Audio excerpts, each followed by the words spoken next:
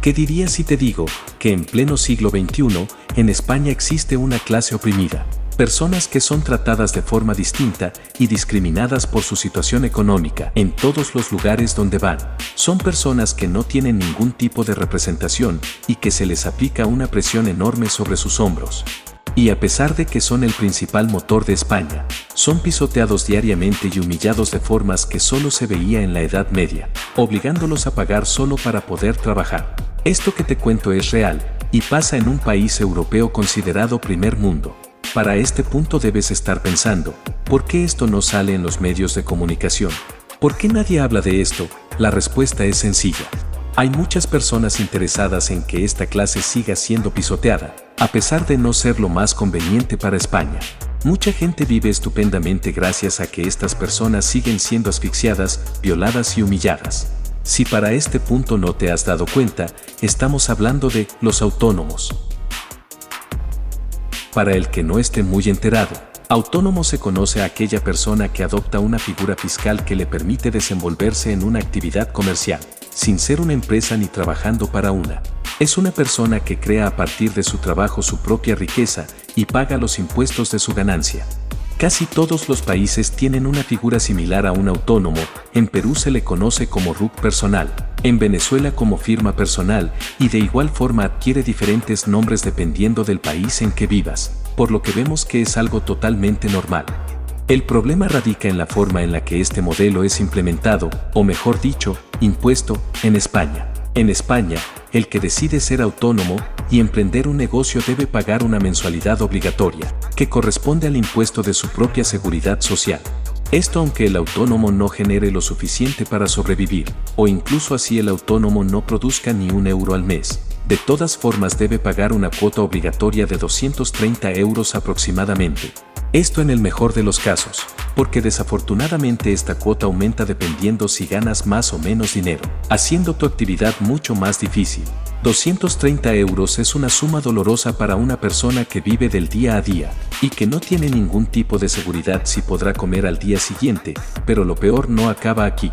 Además de este escopetazo en la frente, también debes pagar trimestralmente el IRPF que corresponde al impuesto sobre la renta, que varía también según cuánto ganes. Y el IVA del servicio que ofreces o el producto que vendes, que este último sí, es cierto, que generalmente se suma al precio final del producto, pero de igual forma es un importe que debes tener en cuenta y que tarde o temprano se convertirá en un cargo directo a tu cuenta bancaria. Para darles un ejemplo, supongamos que un autónomo logra con las uñas llegar a generar una ganancia bruta similar al sueldo mínimo interprofesional, de 1.130 euros. Este mismo tendría que pagar 237.30 euros de IRPF, 237.30 euros aproximadamente también de IVA y una cuota monstruosa de 275.2 euros ese mismo mes, dejándole a nuestro desafortunado emprendedor una ganancia mensual neta de 380 euros. Esto sin contar los demás gastos que tiene un autónomo como toda persona en este mundo, como alquiler de su casa o local, comida, transporte, manutención de sus hijos, entre muchos gastos que puede tener una persona. El autónomo no solo no puede sobrevivir, sino que tampoco puede alcanzar un estilo de vida digno. Sé que para este punto muchos dirán, ¿por qué no produce más y ya? Es un pensamiento muy simplista afirmar eso. Ganarse un euro cuesta mucho.